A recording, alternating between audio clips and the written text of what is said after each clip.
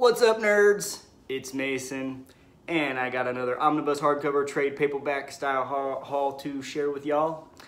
This is most of my pickups for October, maybe a little bit at the end of September, but overall, it's a big month for me in terms of pickups. Probably the biggest month of the year and the month I've been most excited for.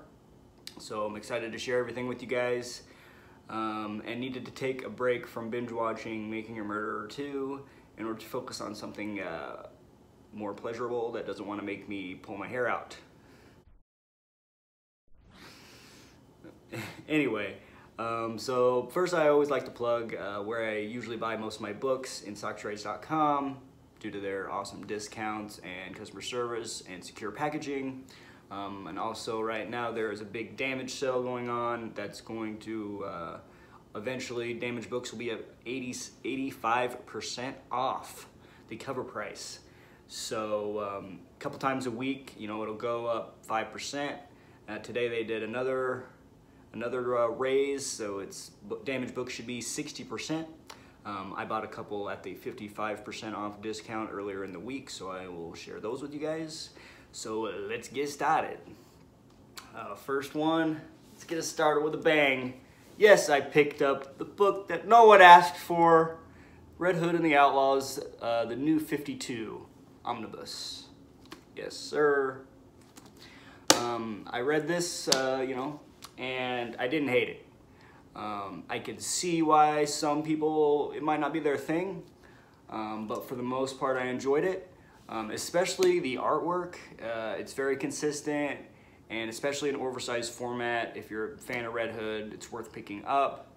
And I read Rebirth right now and I really enjoy it, but sometimes, you know, the art can be a little hit or miss, especially with what they've been doing in the past few issues. It's kind of, I don't know, I'm not really digging it. I'm not really digging the way they're drawing Jason, and the new outfit. I don't know, we'll see where, you know, they got to change it up sometimes, so I understand that. But in this one, I think the artwork is perfect. I like the dynamic of the Outlaws in this series, especially Red Hood and Arsenal. I think that I enjoyed the Red Hood and Arsenal miniseries trades that came out after this series a little bit more.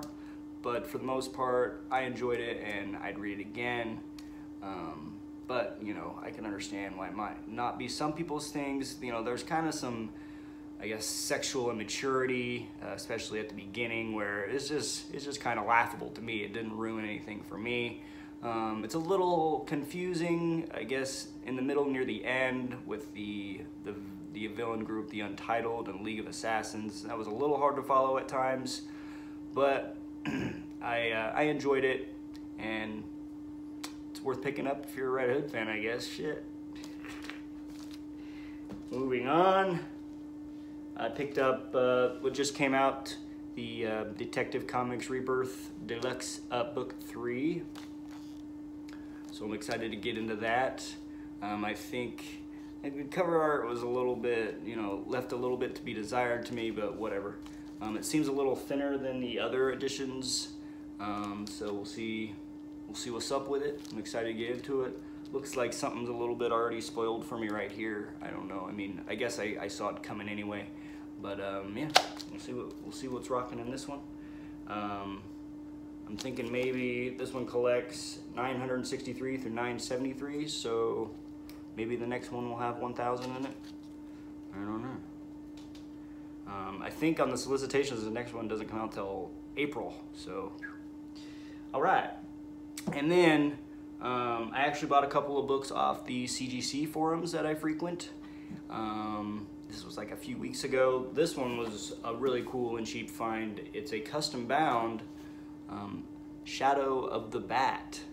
One of my favorite series, and definitely has a lot of meaning to me because I have pretty much a whole tattoo sleeve from artwork from that series. So I don't know if you can see it very well, but yeah, it's from Shadow of the Bat, which was some of the first Batman comics I ever read, and quite enjoyed them. So they're permanent on me. And I really like that style of artwork too. This is a series that I had contemplating doing a custom bind myself, but I saw this and it was $10, $10 on the CGC forums. So, hell yeah, very, very cool. Yes, yes, yes, sirree.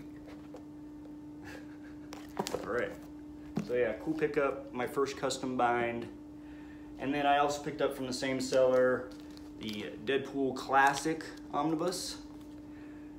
Now it's known as Volume 1, which is kind of confusing because it starts with number 34 and what started as the Joe Kelly series that started in 1997. My favorite Deadpool series by far, some of my favorite comics, and still don't have that omnibus. Getting that omnibus isn't, I mean, usually you'd have to pay at least cover price, if not more, for it. So it's kind of in the whale status, but I really want the Ed McGuinness variant. So that's really my only personal whale, besides like maybe Uncanny X-Force Omnibus, but I can live without that, and I have no interest in paying over $200 for that one. So if it never gets reprinted and I don't find it for a cheap price, then I probably just won't have it and I'm gonna be all right. But the Ed McGuinness variant to the Joe Kelly Omni is something that I'll have to pin down one day, and hopefully I can get it for a good price. We'll see. There's one on eBay right now that I fight with myself every day and try not to buy. But, so yeah, that's really the only whale for me.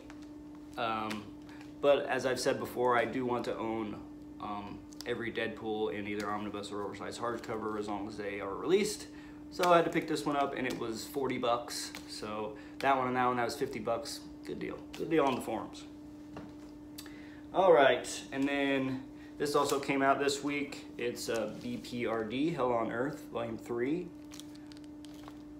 Oh yeah, got an exciting looking monster on there. I actually started reading Volume 1 earlier in the week, and it's been good so far. So now 3 of them have come out, and number 4 is supposed to come out in December, I believe. So yeah, rock out. BPRD is, considering my experience with Plague of Frogs, it's always an enjoyable read and a quick read, and great artwork and characters. All right, now I'll show off my Damage books. I picked up the Teenage Mutant Ninja Turtles Color Classics, The Works. This one, and this is Volume 1, this one has always appealed to me just because of the way that it's set up, you know, like a fucking pizza box. It's brilliant. And basically it collects the very first 7 issues of the TMNT comic that came out in the 80s, but they're in color form, so that's cool. And then I think it also has like the Raphael one-shot. So yeah, there are 5 of these volumes. I remember on the Facebook Omnibus group, someone was selling like all 5. I think it was like for $140, and I was this close going through with it, but just wasn't in the budget this month. But I was really, yeah, it was a struggle not to pull the trigger on that one. But I saw that they had this on the Damage sale, so it was only for like 20 bucks. And as for damages, I can tell that like there's just, you know, some denting up here as if it was probably dropped. And then on the cover, you know, it's kind of a little bangy. But that's the extent of the damage. So definitely no big deal for me. Glad to have it, and we'll pick up the other volumes, you know, eventually. So yeah, but a classic comic to have, and I'm excited to read it. And then also in the Damage sale, I picked up, finally, since it seems like every video I make, someone's always asking me if I've read it, The Punisher Max by Garth Ennis. Love Garth Ennis's writing, and so this was definitely a must read for me. just when I wanted to buy it, you know. So finally, since I saw it for 55% off cover, I thought I'd go ahead and pull that trigger. I was gonna try to buy volumes 1 and 2 because they were both damaged, but someone scooped up number 2 before I could, so number 1 will be good for now. And the extent of damage that I have seen on this one is like a dent kind of up there. I don't know how well you can see it, but it kind of looks like maybe it was just like dropped or something slightly, but it's just like the Ninja Turtles one. It's no big deal at all. It looks like in great shape. So, and I also, you know, justified this because my friend's having a Halloween party this weekend, and I am gonna dress up as a Punisher, so another way to celebrate that. All right. This one I also got in the damage sale. It's Fear Itself, Uncanny X-Force. Also the Deep. It has like kind of a Submariner story after the X-Force story. But I noticed this, and you know, I just love Uncanny X-Force and wanted to find more stories for them. So thought I'd pick this one up. It was like under $10. So, and the extent of damage is just a little bit of bends up here on the dust jacket. So no big deal. Pretty good read. Glad I picked it up. Also came out, I think this one did come out at like near the end of September. And I didn't pick it up right away, but I don't know, I just thought, you know, why not check it out? It's a Star Wars Dr. Aphra oversized hardcover, and basically wanted to check this out because I really enjoyed the Darth Vader Omnibus, where that's her first appearance, and I really enjoy Dr. Aphra as a character, so why the hell not? And I have read this, and it started out kind of slow for me, but especially towards the end, when the rest of the Star Wars cast appear, it was a good read for me. And again, always loved the triple zero and BT droids, those evil, murderous, psychopathic droids, are always fun to read about. And then pretty soon I might pull the trigger on the new Darth Vader oversized hardcover. So we'll see what's up with that. But yeah, this was a pretty cool read. I dig it. We'll see if Dr. Aphra ever comes out in a movie. Next, one book that I've been waiting for with great anticipation is the reprint of Amazing Spider-Man by David Michelinie and Todd McFarlane. Right, hells yeah. And this collects Amazing Spider-Man number 296 to 329. And material from Spectacular Spider-Man Annual number 10. One reason I was really excited to read this or pick it up is because I don't read a lot of Spidey because I'm not really sure where to start.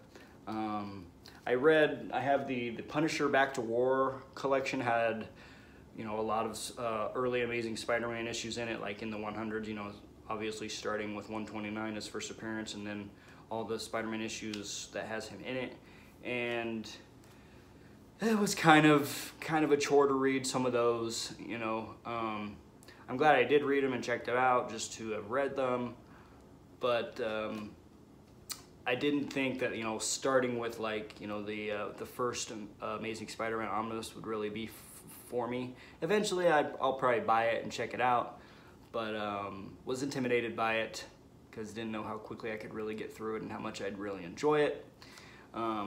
But I love Todd McFarlane's art on Spidey, and I thought, you know, this is basically right where Venom first appears, and I had a whim that it'd be a good place to start, be a good place to check it out, and hopefully it wouldn't be too much of a chore to read because you're not that old of an issues, right?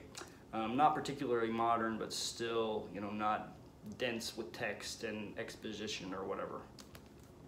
Anyway, so yeah, I've been reading it, halfway through it, and I really like it. So I'm glad I picked it up.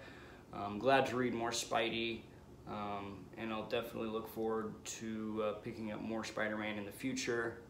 So yeah, pretty good fucking Spidey, and love Todd's art. And last, another reprint that I was excited to be able to get because I know it's kind of a whale.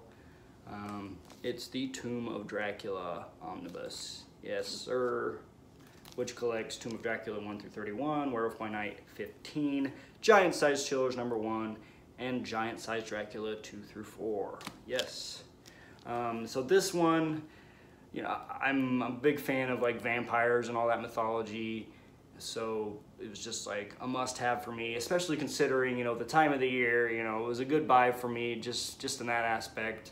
And I'll read it eventually. It's not high on my to-read list.